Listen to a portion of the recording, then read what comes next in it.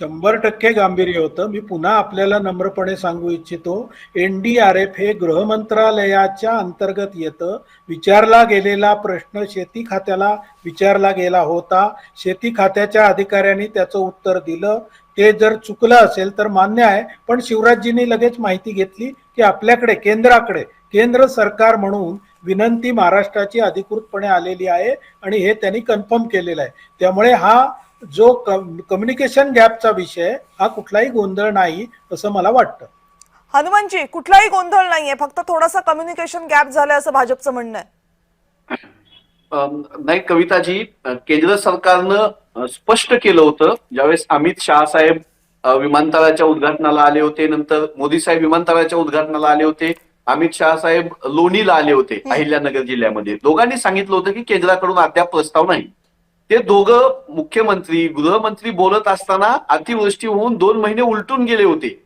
आता त्याच्यानंतर 1 महिना पूर्ण उलटून गेला. 3 महिने झाल्यानंतर आज शिवराज सिंग चौहान साहेब म्हणाले की 27 नोव्हेंबरला आमच्याकडे प्रस्ताव आला.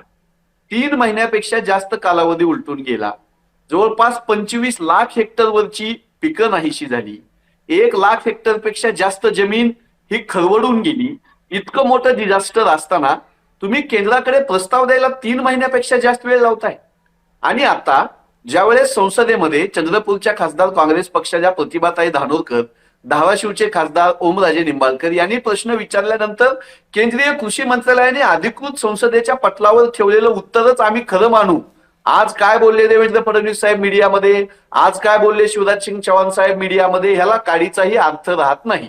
31,000 कोटी रुपयाचं जे पॅकेज दिलं म्हणून सांगितलं जात होतं त्याच्यातलेही 7,500 ते 8,000 कोटी रुपयेच आजपर्यंत शेतकऱ्यांना दिले असं महाराष्ट्र सरकारची आकडेवारी सांगते. मग उरलेल्या 20-22 हजार कोटी रुपयाचं कोणाला प्रश्न विचारायचा, हा प्रश्न आम्हाला निर्माण होत होता. तोपर्यंतच केंद्र सरकारने अधिकृत सांगितलं की आमच्याकडे प्रस्ताव आला नाही.